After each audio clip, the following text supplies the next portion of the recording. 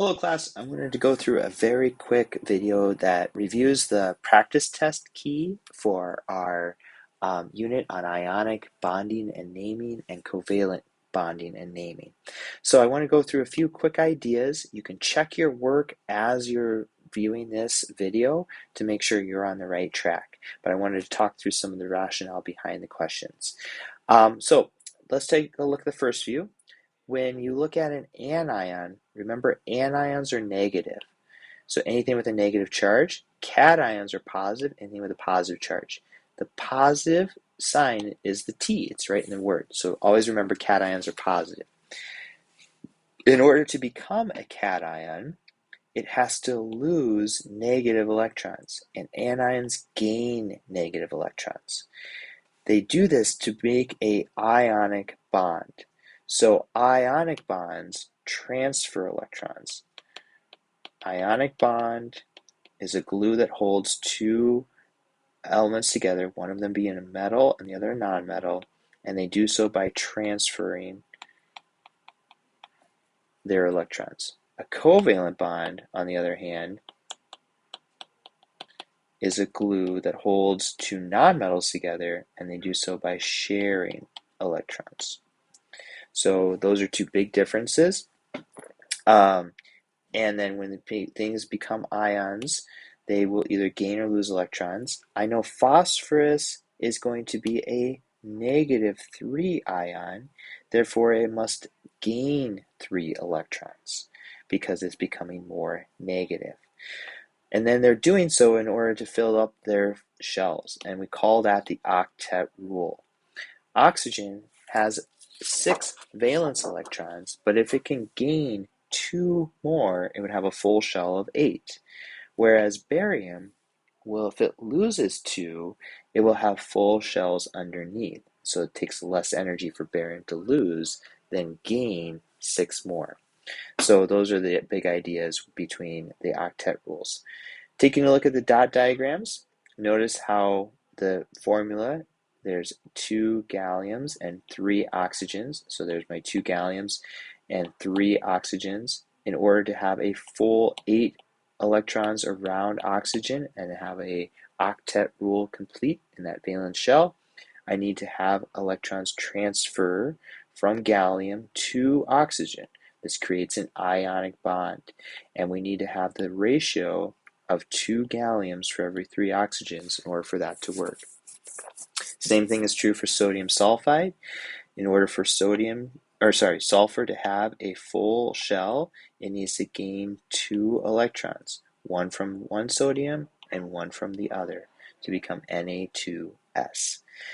This is where the charges come from. When copper becomes an ion, it's going to lose 2 electrons to become a +2 charge.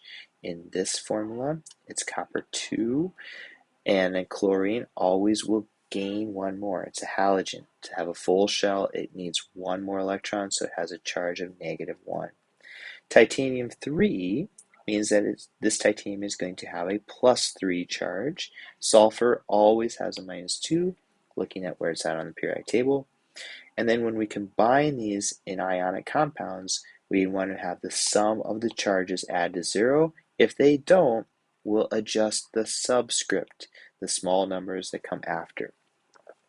Hydroxide polyatomic is -1, barium is +2, therefore I need 2 hydroxide groups, so I put the whole group in parentheses and the 2 outside. Alright, same thing for these formulas here.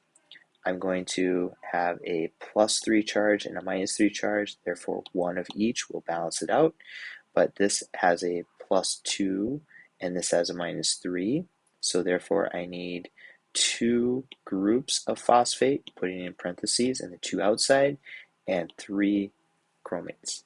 Alright, that will be kind of the basic idea of all of these, so please check your answers as you're going through. Notice the polyatomics are going to show up, like sulfate is different than sulfide. IDE ending is just sulfur. ATE ending, it's the polyatomic group, sulfate. They both have a -2 charge. The gold with the Roman numeral 3 indicates that it's using its +3 charge. potassium is always +1 where it's at on the periodic table. Please check your work on this and let me know if you have some questions on the other ones. If we're doing the other thing, if we're going from names to formulas, or formulas, to names, we're still going to use charge when a metal comes first.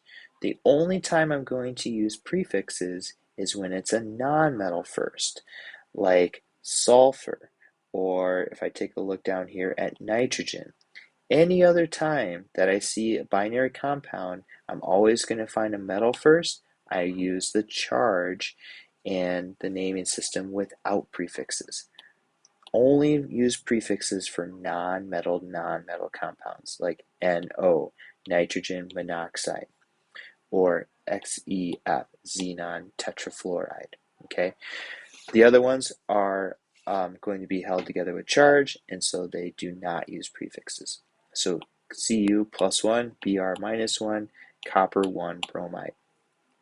Na +1, sulfate -2, sodium sulfate. I don't use Roman numerals here because sodium can only have one charge. And then I'm going to look at my polyatomics. Ammonium is a polyatomic, I'll list its name, and phosphate's a polyatomic, I list its name. So make sure you remember those and can identify them as we go through. Check the rest of your work and let me know if you have any questions. Thanks.